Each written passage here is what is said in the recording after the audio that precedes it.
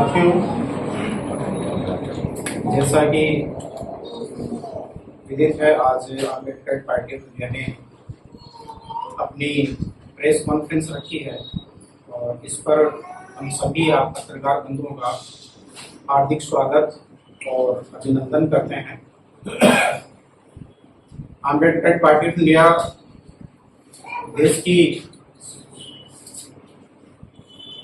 एक तरह से संविधान, सत्य, विज्ञान, मानवता, मानव अधिकार और अंतर्राष्ट्रीय कानून, कॉस्ट में ह्यूमनिज्म और अम्बेडकरिज्म पर आधारित pan India party movement organisation है, जो दिल्ली में पहली बार अपना लोकसभा चुनाव लड़ने जा रही है। हालांकि पूरे देश में तकरीबन हमने 100 से ज्यादा कैंडिडेट अलग अलग राज्यों में हमने उतारे हैं और इसी कड़ी में पहली बार हम दिल्ली में 4 कैंडिडेट यहाँ से चुनाव मैदान में हमने उतारे हैं, जिसमें नई दिल्ली से महेश डेलवाल जी चुनाव लड़ रहे हैं और उत्तर पश्चिमी दिल्ली से एडवोकेट सतीश चंद्रा जी चुनाव लड़ रहे हैं।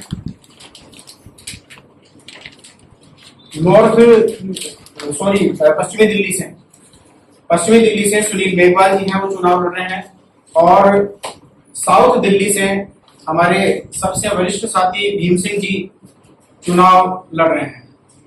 तो इस प्रकार से हम दिल्ली में पहली बार लोकसभा की 4 सीटों पर हम चुनाव लड़ रहे हैं और चुनाव लड़ने से पहले हमारे पार्टी के राष्ट्रीय अध्यक्ष धीमान विजय मानकर साहब, उन्होंने ये 80 गारंटी नीतियां जो आपको सभी को हमने दी है, उपलब्ध कराई है। ये 80 गारंटी नीतियां हमने फरवरी में डिक्लेयर कर दी थी और अम्बेडकर पार्टी ऑफ इंडिया ही देश की एकमात्र ऐसी राजनीतिक पार्टी है जो चुनाव से पहले 2-3 महीने पहले ही अपना चुनावी घोषणा पत्र, जिसको हम पॉलिसी कमिटमेंट या चुनाव घोषणा पत्र हम कहते हैं, ये हम डिक्लेयर कर देते हैं। इस बार आपने देखा होगा कि जनता जनरली चुनाव घोषणा पत्र से कोई सरोकार नहीं रखती थी, लेकिन इस बार देखा गया कि बहुत सारी राजनीतिक पार्टियों के उन्होंने चुनावी घोषणा पत्र या तो उनको उपलब्ध हुआ है तो उन्होंने लिया है, या फिर ऑनलाइन उन राजनीतिक पार्टियों के जो पोर्टल के ऊपर जो उपलब्ध रहता है उसको उन्होंने जो है वहां से डाउनलोड है वो किया है। और पहली बार ये देखा गया कि जनता है वो अपने आप में चुनावी घोषणा पत्रों का अध्ययन करती है, वो देखती है कि कौन सी राजनीतिक पार्टी ने क्या वायदे किए हैं, क्या बातें रखी है, उनका विजन क्या है, उनका पॉलिसी और प्लान क्या है, इस देश को चलाने के प्रति वो क्या विजन है वो लेकर चलते हैं। तो इन बातों को सिखाने का काम है हमारी पार्टी के राष्ट्रीय अध्यक्ष धीमान विजय मानकर साहब ने वो किया है। और हम आपको ये बताना भी चाहते हैं कि जिन नीतियों की हम पहली बार इस प्रकार से घोषणा करते हैं, यानी ऐसी बातें जो आती है या ऐसी नई बातें, वो अम्बेडकर पार्टी ऑफ इंडिया पहले डिक्लेयर करती है और हमारी जो नीतियां हैं उनको कॉपी करने का जो काम है वो फिर दूसरी अन्य राजनीतिक पार्टियां, जिसमें तथाकथित ये बड़ी जो राष्ट्रीय पार्टियां हैं वो भी शामिल है, वो ये देखती, वो इंतजार करती है कि अम्बेडकर पार्टी ऑफ इंडिया के द्वारा ये अपना चुनावी घोषणा पत्र कब जारी किया जाएगा और फिर यानी कि एक तरह से हम है उनकी नकल करते हुए हम हमारे हिसाब से जो हमें सूट करता है उन बातों को हम लेते हुए हमारा घोषणा पत्र है वो हम जारी करें। तो ये सिखाने का काम है वो कम से कम इस देश में अम्बेडकर पार्टी ऑफ इंडिया ने है वो किया है। और हम आपके माध्यम से दिल्ली प्रदेश की जनता से अपील करना चाहते हैं कि इन 80 गारंटी नीतियों में हमने कोई धर्म की, जाति की, संप्रदाय की, क्षेत्र की हमने बात नहीं रखी है, बल्कि हमने बात रखी है कि विज्ञान, तकनीकी ज्ञान, मानवता और ये इस प्रकार के जो बेसिक यानी कैरेक्टर्स हैं, जो आधारभूत जो इश्यूज हैं, इनके आधार पर देश हमारा आगे कैसे प्रगति कर सकता है। आज साइंस एंड टेक्नोलॉजी का युग है और धीरे धीरे हम जिस सिविलाइजेशन की ओर बढ़ रहे हैं वो आने वाले टाइम में हम जो 1 एज के सिविलाइजेशन की ओर बढ़ेंगे, जिस समय हमारा जो यानी कि एक तरह से जो कल्चर जो इस विश्व के जो लोग हैं, जैसे आज हम प्लेन से हवाई जहाज से एक दूसरे देशों की यात्रा करते हैं, आने वाले टाइम में अंतरिक्ष में यानी कि एक तरह से जो लोग हैं वो सैर करना शुरू कर देंगे और वहां पर जो है इंसानी बस्तियां हैं वो बसनी शुरू हो जाएगी। तो ये विजन है वो हमारे भारत में आना चाहिए, दूसरे देश इस विजन को ग्रहण करे, इससे पहले ये विजन है वो हमारे देश में आना चाहिए। हमारे जो युवा है, हमारा जो यूथ है, उनका जो टेम्परामेंट है, साइंटिफिक टेम्परामेंट डेवलपमेंट उनका डेवलप हो, इन बातों को लेकर है वो अम्बेडकर पार्टी ऑफ इंडिया है वो चुनाव लड़ रही है, जिसमें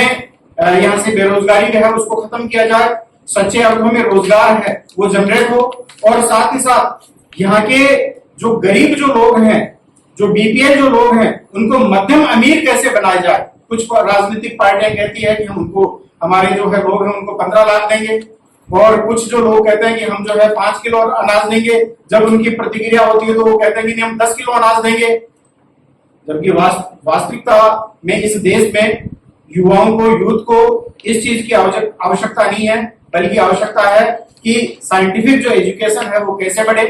और उनको अच्छा रोजगार है वो कैसे मिले, बेरोजगारी, भुखमरी, गरीबी है वो कैसे खत्म हो, इसके ऊपर है वो काम करने की आवश्यकता है। महिला और बाल विकास को का डेवलपमेंट है वो कैसे हो, इस बात की है वो आवश्यकता है। तो इन बातों को लेकर जो है वो अम्बेडकर पार्टी ऑफ इंडिया है, उसने अपनी 80 गारंटी नीतियां है उनको डिक्लेयर किया है और ये जो हमारा जो प्लान है ये 2029 तक के लिए है। हम सत्ता के बाहर रहेंगे तब भी हम इनके लिए संघर्ष करेंगे और यदि किसी भी रूप में हमारी सत्ता में भागीदारी बनती है तो भी ऐसी स्थिति में हम इन नीतियों को लागू है वो करवाने का हम पूरा प्रयास है वो करेंगे। साथ ही साथ आज इस समय देश की जो जनता है, भारत की वर्तमान जो चुनावी व्यवस्था है, इसको लेकर भी बहुत ज्यादा अविश्वास है। आज चुनाव आयोग की जो विश्वसनीयता है वो एक तरह से कटघरे में है। इन बातों को लेकर और हमने पहले जो है चीफ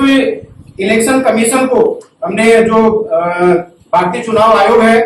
इसको हमने 3 बार है वो कंप्लेंट की है, 3 बार हमने पिटीशन दी है। 23 जनवरी 2024 को दी,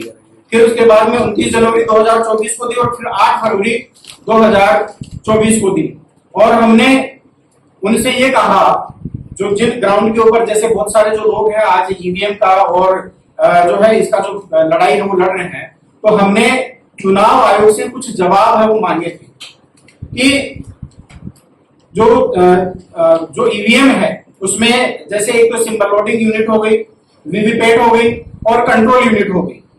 और इन तीनों में यानी कि एक तरह से इनका जो यानी कि एक तरह से कॉम्बिनेशन है लाइक एक कंप्यूटर के रूप में है और कंप्यूटर के रूप में जब इनको ऑपरेट किया जाता है, जैसे सिंबल लोडिंग यूनिट में कंप्यूटर लैपटॉप या कंप्यूटर के माध्यम से सॉफ्टवेयर से जो है उसमें डेटा है वो अपलोड किया जाता है,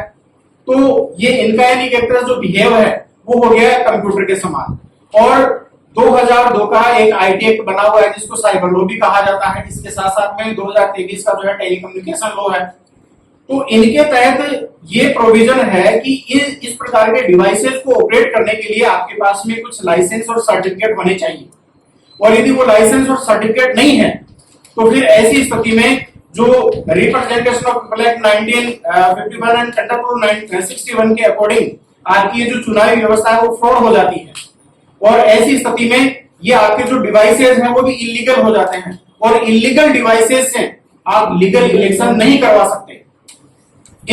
ये जो बात है वो हमने इलेक्शन कमीशन के संज्ञान में हम लेकर आए, लेकिन 3 बार हमने पिटीशन करने के बावजूद इलेक्शन कमीशन ऑफ इंडिया ने किसी प्रकार का कोई जवाब है वो नहीं दिया। तो फिर ऐसी स्थिति में हमने चीफ जस्टिस ऑफ इंडिया को जो है ये सुओ मोटो कॉग्निजेंस के तहत जो है स्वतः संज्ञान के तहत हमने जो है कंप्लेंट की कि भाई आप इसके ऊपर यानी कि कुछ एक्शन लीजिए,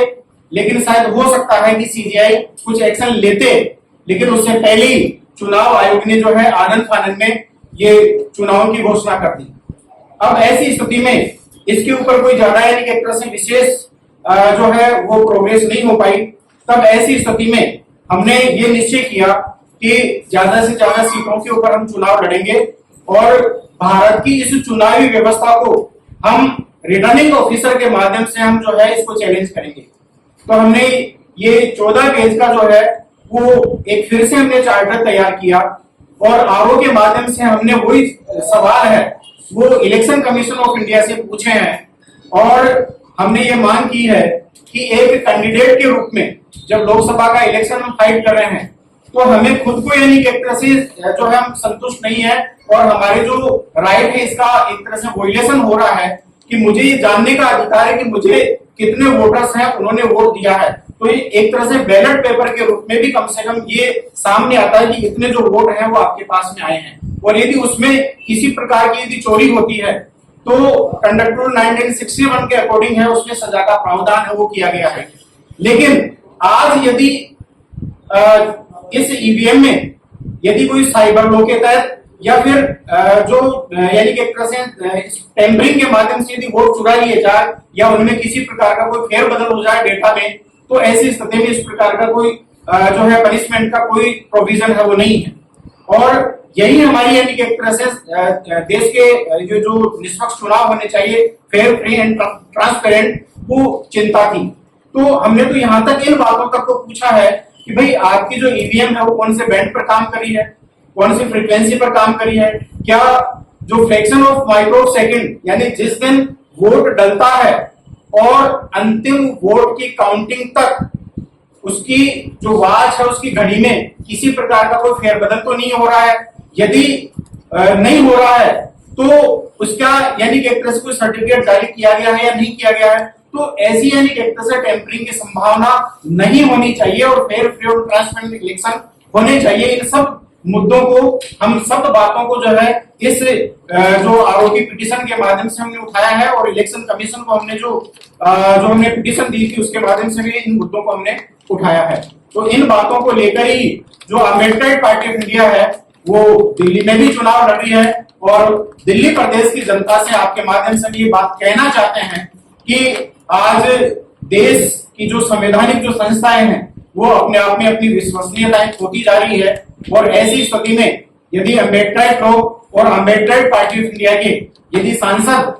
आप चुनकर यदि भेजते हैं तो हम आपको ये विश्वास दिलाते हैं कि इस देश में लॉ मेकिंग कैसे होना चाहिए, पॉलिसी मेकिंग कैसे होना चाहिए और सही अर्थों में यानी कि एक तरह से सरकार के ऊपर लगाम कैसे लगाई जा सकती है। यदि हम विपक्ष में रहते हैं तो भी ऐसी स्थिति में किस प्रकार से सरकार के ऊपर कंट्रोल है वो किया जा सकता है। इन सब बातों को अम्बेडकर पार्टी ऑफ इंडिया हमारी पार्टी के राष्ट्रीय अध्यक्ष धीमान विजय मानकर साहब के दिशा निर्देशों में उसके माध्यम से बेहतर तरीके से जानती है और उनके दिशा निर्देशानुसार ही हम जो है ये काम है वो कर रहे हैं। साथ ही साथ एक बात थोड़ा सा वो कहना चाहेंगे कि हमारी पार्टी का राष्ट्रीय अध्यक्ष आने वाले थे लेकिन कल रात को उनकी जो फ्लाइट है वो मिस होने की वजह से वो नहीं पहुंच पाए। मैं इस पार्टी का दिल्ली का प्रदेश प्रभारी भी हूँ, साथ ही साथ मैं राजस्थान का प्रदेश अध्यक्ष भी हूँ। तो मेरी पूरी टीम के साथ में हम जो है ये आज की जो प्रेस कॉन्फ्रेंस है वो हम आयोजित कर रहे हैं। हमारे चैनल लाइक शेयर सब्सक्राइब देखना मत भूलिएगा। जय भीम, जय भारत, जय संविधान, नमो बुद्धाय। धन्यवाद। चैनल आर्थिक समस्या से गुजर रहा है। अगर आप बहुजन समाज में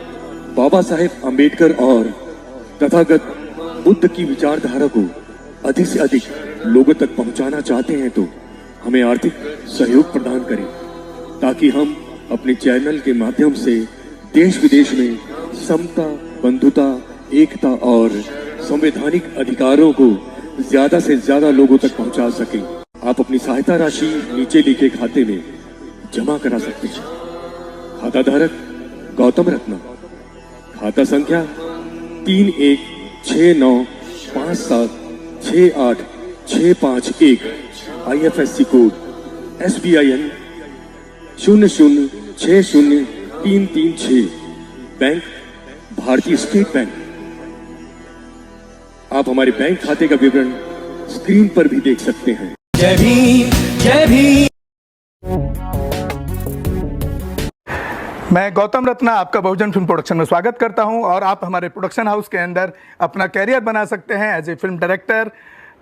as a producer and actor and actress and editor and cinematographer also. अगर आपको फिल्म से रिलेटेड कुछ भी प्रोजेक्ट आपको बनवाना है तो हमारे पास में पूरा सेटअप है, जिसमें फिल्म कैमरा है, शूटिंग लाइट्स है और एडिटिंग है। सारा A to Z एक ही जगह पर आपको हमारे यहाँ पर मिल जाएगा। तो दोस्तों आप हमें कांटेक्ट कर सकते हैं हमारे नंबर्स पर 9810085714 और 8510005714। हमारे वेबसाइट पे विजिट कर सकते हैं www.filmserviceindia.com और हमें मेल भी कर सकते हैं gautamfilmsproduction@gmail.com पर। धन्यवाद।